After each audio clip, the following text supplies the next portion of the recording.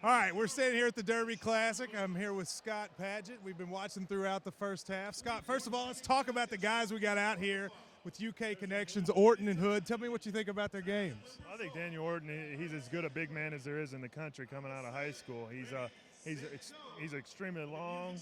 He's a big, strong kid. He goes after every shot on the defensive end, trying to block shots, and then offensively, he's very skilled. He can step out and he can shoot the ball. He's got good post moves, and he's plays strong. What about Hood? You know, he struggled a little bit early on, but Well, you know what? I think, to be honest with you, he surprised me. You know, you hear he's athletic and everything, but you didn't know, was it versus the competition that he was playing against, or is he an athlete? And he is an athlete, no doubt about it. I think he needs to put a little weight on. And as far as his three-point shot, he's got a nice release and everything.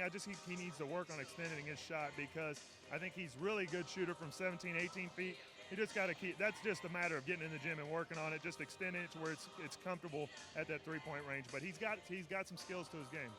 now, you know, Scott, you've had a long history with us, Kentucky Sports Radio. We worked together on 93.9. Now you're doing the Dave and Scott show, but a lot of people, your name's popping up about all this other stuff going on. Is he going to coach? Is he going to become a professional wrestler? I mean, there's a lot of stuff going on. What do you think? What does the future hold for you now in the next little bit? Well, look, my goal coming out of high school is I wanted to be a coach. I didn't really think of myself as an NBA player. That just kind of happened along the way, because I had some great coaches and great guys that I played around in Kentucky that allowed me to get to that level. But, I do want to coach. That's what I want to do. I would love to go coach at Kentucky. That would be a dream. That would be a dream job for me, is to be on Kentucky's staff and eventually someday be a head coach somewhere. How excited should fans be about Calipari? I mean, I know you are a big fan of him. It's been a tough 2 years. You know, you've been in the media. It's been tough to sort of watch everything. As a former player, talk about how excited you are about this new era. Well, first of all, he brings an exciting style of play, and I think that's something that really the fans have probably missed a little since back to when Rick Pitino was at Kentucky.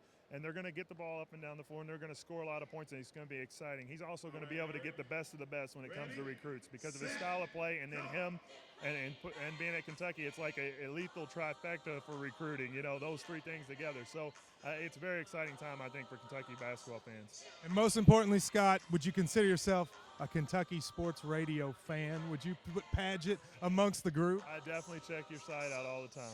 That's what we like to hear. Thank you, Scott.